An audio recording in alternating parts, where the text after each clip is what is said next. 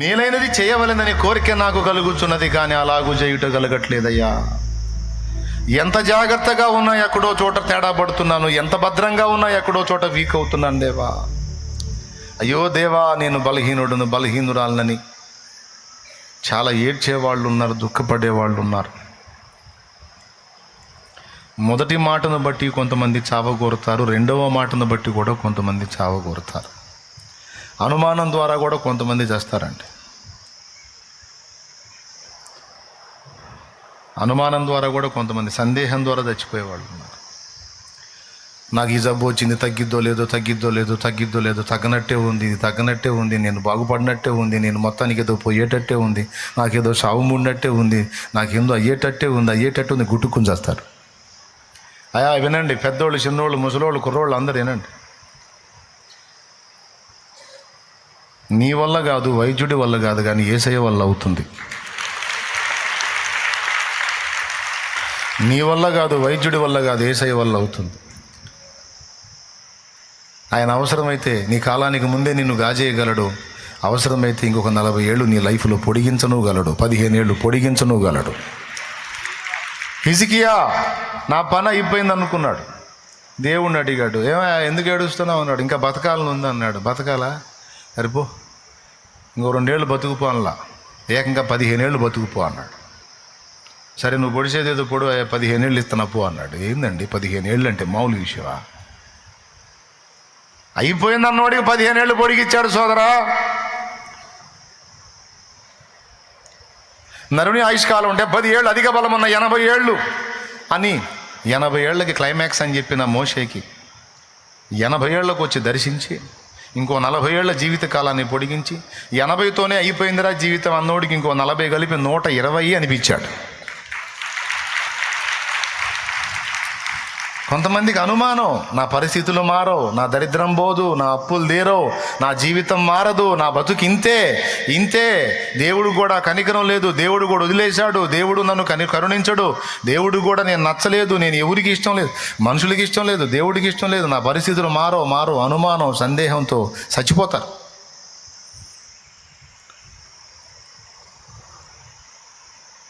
మారో అంటే అదే నమ్మారు. ఎందుకు నమ్మాలి? నీ ప్రాణం ఉన్నంత వరకు నీకు నిరీక్షణ ఉంది, నువ్వు బతికున్నంత వరకు నీకు నిరీక్షణ ఉంది, నీ భూమి మీద దేవుడు ఊహించినంత వరకు నీకు నిరీక్షణ ఉంది. ఏ ఘడియలోనైనా నీ పరిస్థితులు మారవచ్చు, దేవుడు ఖచ్చితంగా మార్చవచ్చు. నువ్వు అదెందుకు నమ్మవు? ఏదైనా విశ్వాసమేగా. మారదు, నేను పోతా, నాకు తగ్గదు, ఇదేరో, ఈ బతికింతే, ఇది మారదు అని ఆయన అనుకోవటం విశ్వాసమే. మారిద్ది, ఖచ్చితంగా స్వస్థపరుస్తాడు, బాగుపడతాను, విడుదల పొందుతాను, నా బాధలు తీరతాయి, నా అప్పులు తీరతాయి, దేవుడు నాకు నూతన జీవితాన్ని ఇస్తాడు అనేది కూడా విశ్వాసమే. నీ దరిద్రం కాకపోతే నువ్వు అలా అనుకునేదేదో ఇలా అనుకో. ఏమయ్యా, అవునా కాదా? ఏదైనా అనుకోవటమేగా. నువ్వు అలా ఎందుకు అనుకుంటున్నావు? సైతానుగాడి ఆలోచన. నువ్వు వాడికి ఎందుకు అవకాశం ఇస్తున్నావు? నేను ఎందుకు ఇంత సేటు కొట్టుకొని చెప్తున్నాను తెలుసా? ఇన్ని మాటలు ఇంటా కూడా చేస్తున్నారు, అందుకని చెబుతున్నా. ఇంతసేటు గొంతు దించుకొని మొత్తుకొని ఇంత ధైర్యం చెప్పి ఇన్ని రకాలుగా చెప్తున్నా కూడా ఎక్కడో చోట ఏదో ఒక వార్త వస్తానే ఉంది, సచ్చారని. కడుపులో మండిపోతుంది, వాళ్ళని మళ్ళీ బతికించి 4 బాధాలు అనిపిస్తుంది. నేనేం చెప్పాను, ఎందుకు ఇట్లా చేశామని.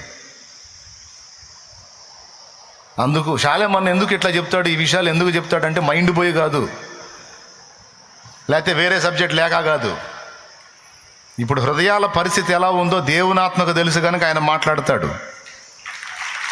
అందుకని ఇక్కడికి వచ్చినప్పుడు ఆయన వశానికి అప్పగించుకొని మాట్లాడతా, లేకపోతే ఏదో సబ్జెక్ట్ చెప్పుకొని మమ అనిపించుకొని పోవచ్చు, అబ్బాయి పండితుడు అనిపించుకొని. ఆ పాండిత్యం ఉడుకు కావాలి, చచ్చేవాడు బతకాలి,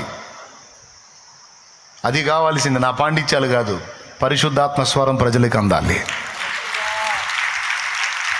కొడగట్టిగా కొట్టి దేవుని మహిమపరుద్దాం.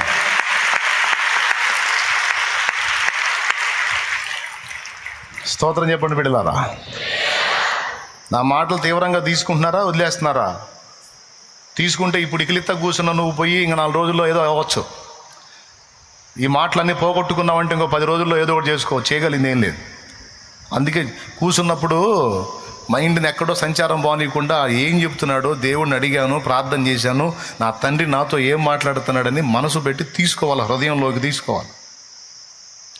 నువ్వు నెగిటివ్గా ఎందుకు అనుకుంటున్నావు? పాజిటివ్గా అనుకో. ఏదైనా అనుకోవటమేగా. నా అప్పులు తీరు, నా బాధలు పోవు, నా పరిస్థితులు మారు, నేను బాగుపడను, నా పిల్లలు మారరు, నా ఇల్లు మారదు, నా సంసారం మారదు, నా శరీరంలో రోగం తగ్గదు, నాకేంత ఇంకా ఎక్కువ అవుతుంది, షుగర్ ఎంత ఇంకా పెరిగిపోతుంది, బీపీ అని ఇంకా పెరిగిపోతుంది, గుండె దాడని ఇంకా పెరిగిపోతుంది అనుకుంటాం. ఇంకా పెరిగి టపామంటాం.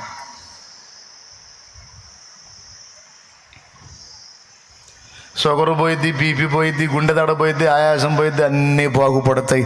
సమస్తాన్ని నూతనపరచగల నా దేవుడు నాకు తోడై ఉన్నాడు.